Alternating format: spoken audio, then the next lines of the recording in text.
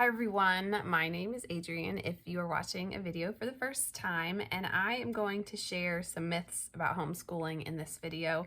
So I gathered these from personal experiences and things I have read about on social media and different stories that friends have told me. This is by no means the complete list. These are just ones that I found or personally know about. So the first one, and probably the most asked question, what about socialization? So I had to look up socialization because I thought maybe I'm misunderstanding what socializing means in my life. Maybe that thought has never crossed my mind. So according to the dictionary, socialization is interacting with others. Got that. The process of learning one's culture and how to live within it. Didn't know that part.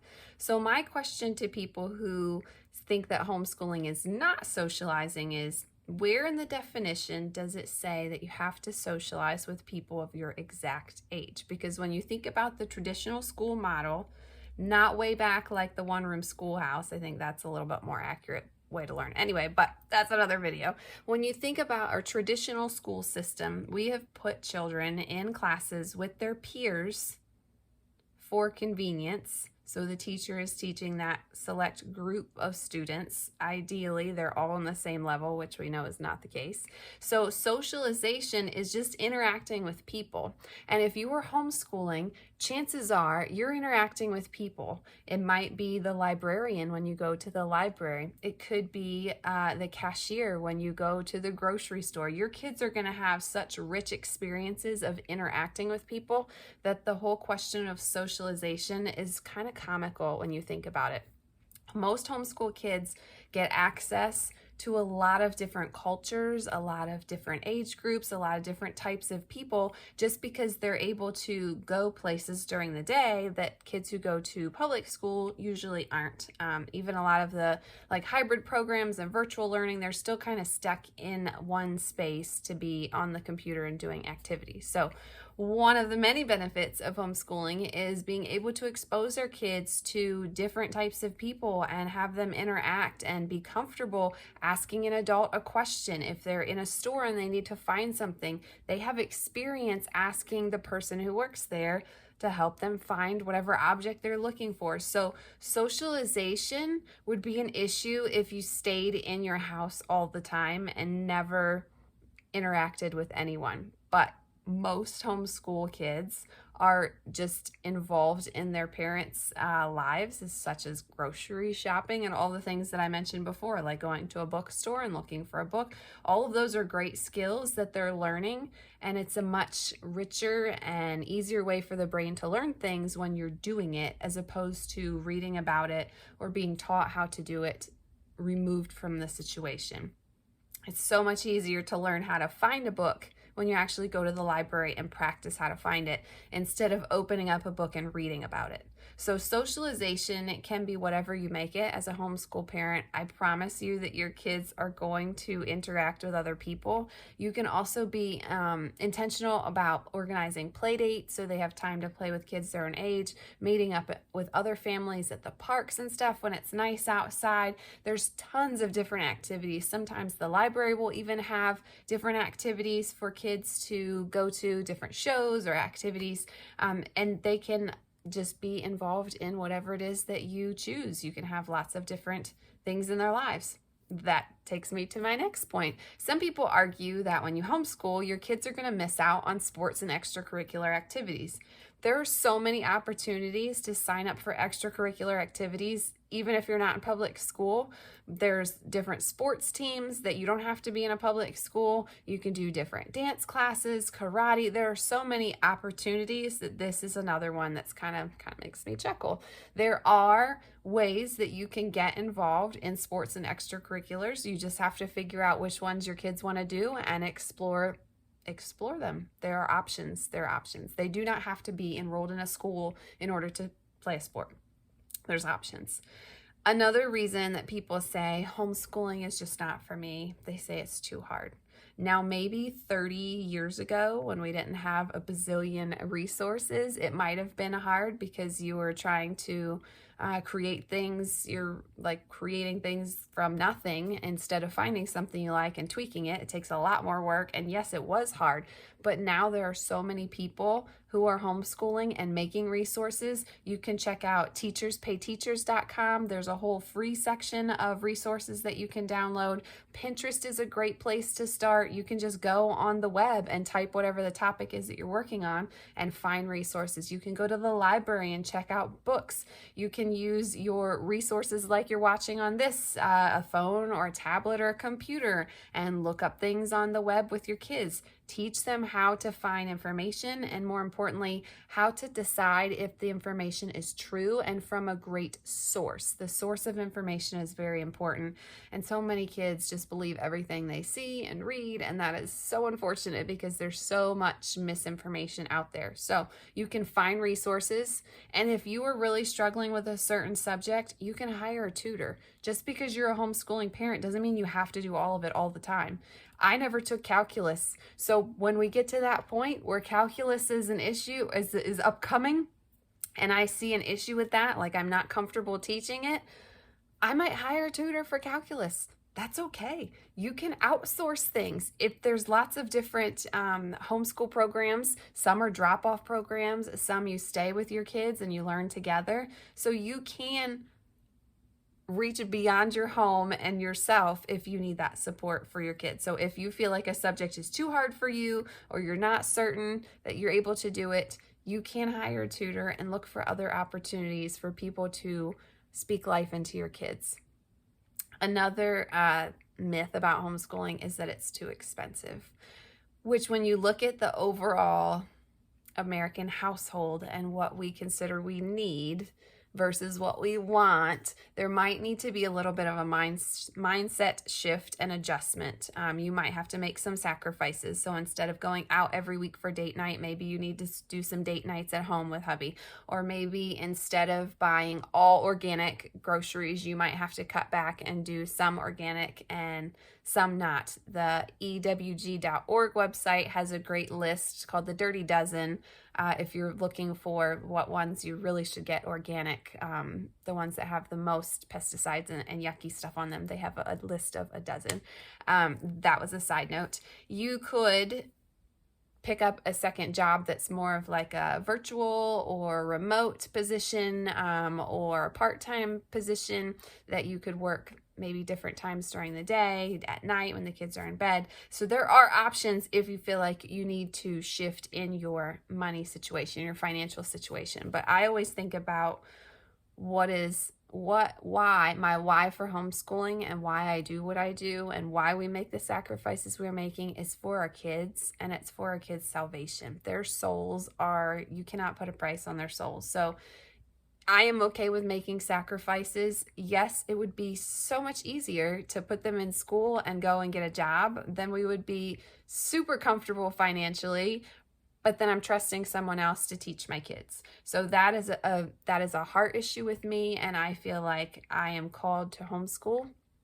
So I am making adjustments and other things in our life to make that a possibility. And I know that it can be more challenging for other people depending on what your situation is. There's single moms who homeschool. So it really doesn't matter what your current situation is. If you want to homeschool, you can make it happen. Sometimes it's just a little bit more challenging than others. But I just go back to the eternal aspect. You can't put a price on your kids' souls. And when they are little and they are growing and developing, that is a key moment that you are investing into them. Another myth about homeschooling is that when they're homeschooled, they're going to miss out on state tests. So they are able to take state tests. There is a way. I'm not to that point in my homeschooling journey to be able to share because I just haven't looked into it. As a former public school teacher, I really wonder about the validity of the state tests, and I've read a lot of conflicting information about bias. There's a lot of bias in the test depending on who wrote the questions and how things are worded. Some students perform better than others based on their culture and their backgrounds and their socioeconomic status. So I'm not real sure I'm putting a lot of faith into these state tests. There's lots of issues I have seen, and as a former state test administrator where I was administering the tests. Of course, I can't tell specifics because that's probably illegal, but I saw several questions that my students were taking, and I was kind of like, I don't think that's the best way to assess their mastery of this concept. Or there were some words thrown in that were kind of could be taken or interpreted a few different ways. So I'm not real certain that they prove anything, and really they're just at best comparing what your child is relative to other kids their age.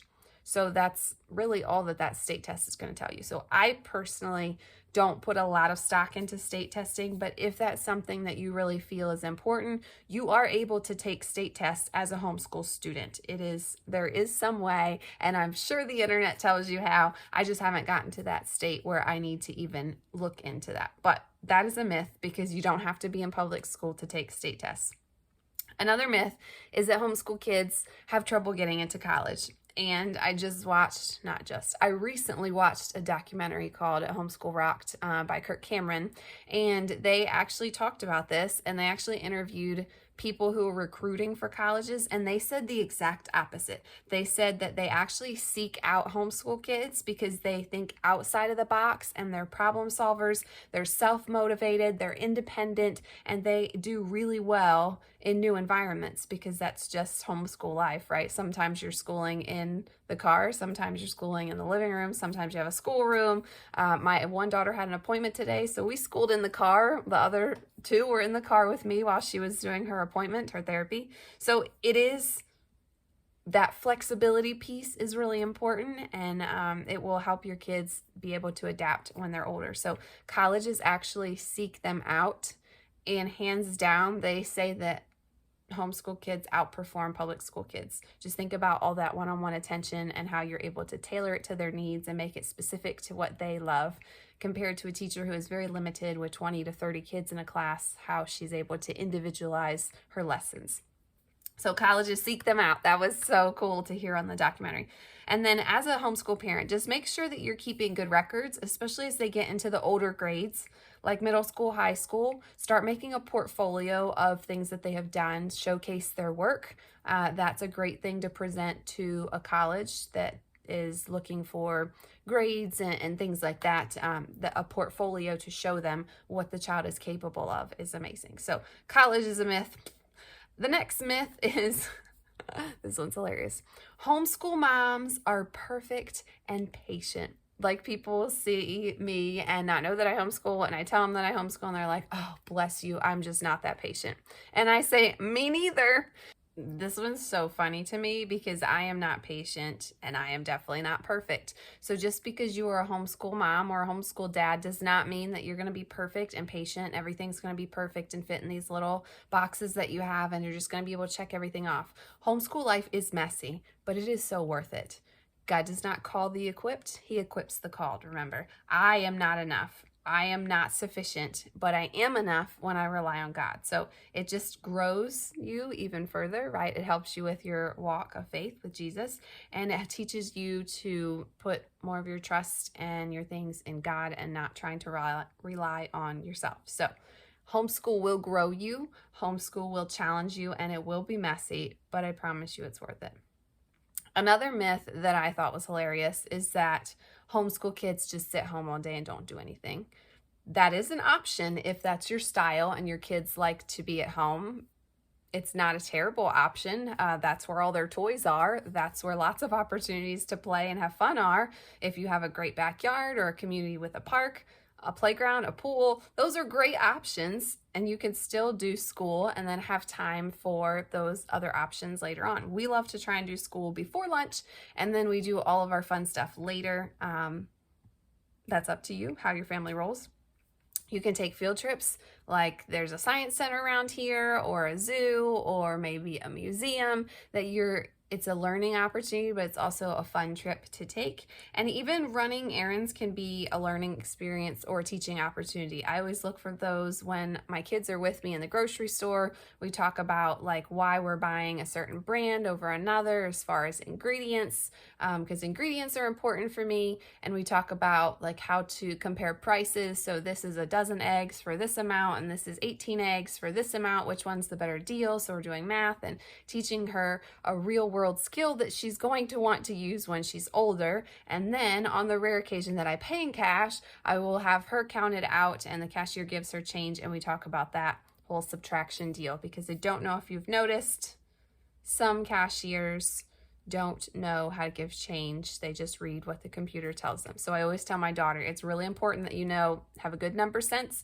and you know how to subtract, because sometimes you're going to run into people who don't know how to make change correctly, and they might give you the wrong change, and you need to know what the right change is. So computers do make mistakes. They are not perfect. Sitting home all day is an option, but it is definitely not the norm for most homeschool families.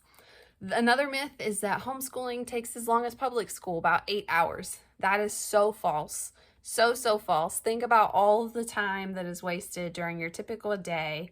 If you were to send your kid to school, they've got the movement between classrooms, lunch and specials. They're not really a waste of time, but they just take up time in the day.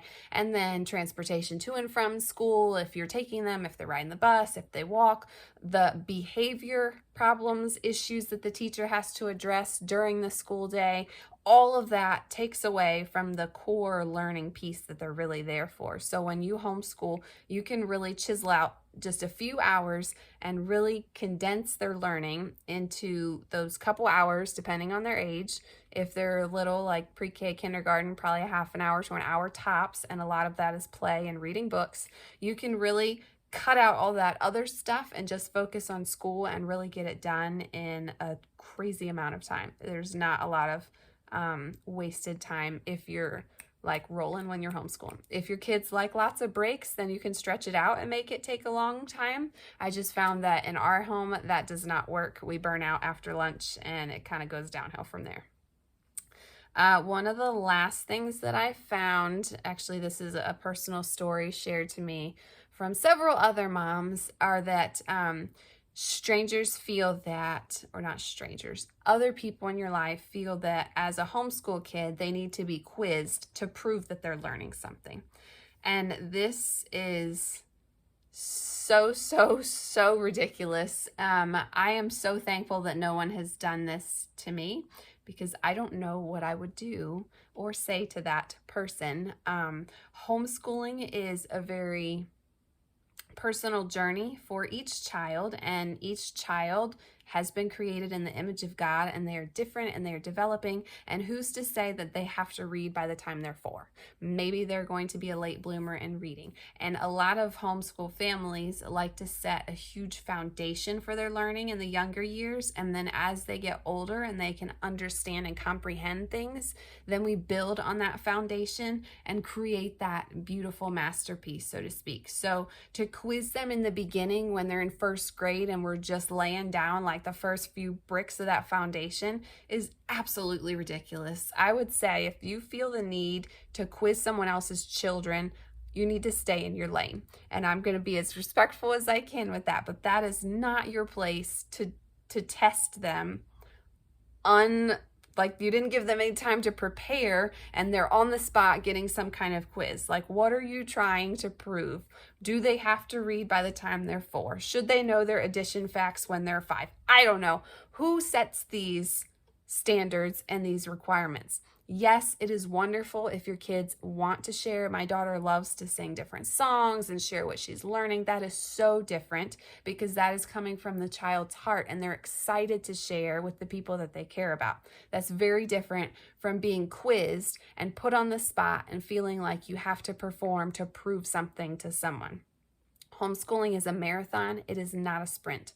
So we are in this slow and steady race to the finish line of completing their education. So no quizzing on the spot is necessary, and it's actually very insulting to the homeschool mom because what that person is basically saying is, I think your child should be able to do XYZ, and they need to prove it to me now.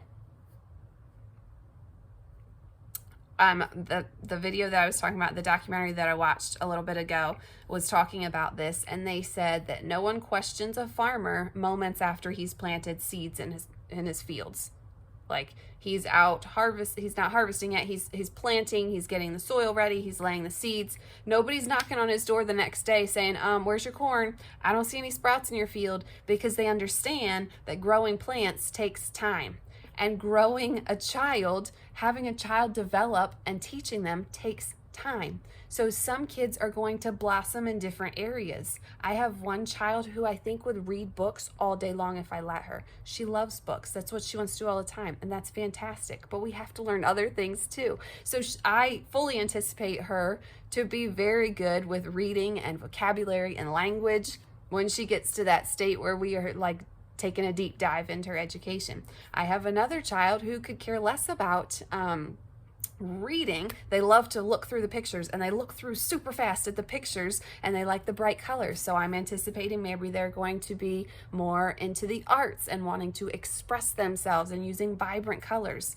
Not to say that we're not going to teach the other things, but those things that they're passionate about are where they're going to bloom and thrive. And God has created all of us so different. Everyone has a job. If we were all good at one thing, then the world would be in trouble, right? So let's give our kids time to grow up and to learn on their own pace, and not put them in some kind of category or feel like they have to perform at a certain level. Let's just support them as they're growing on their journey of learning.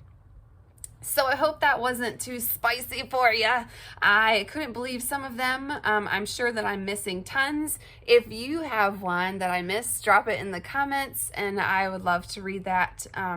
I do also want to say that I respect anyone's decision, whether you homeschool or public school. It is totally a personal choice. I feel personally convicted from the Lord to homeschool, and that is me through the Lord's conviction. Everyone is different though, so take that with a grain of salt. That's just my thoughts on the matter, and I just wanted to debunk some of those myths. So I hope that gave you some value. Maybe it gave you a few chuckles.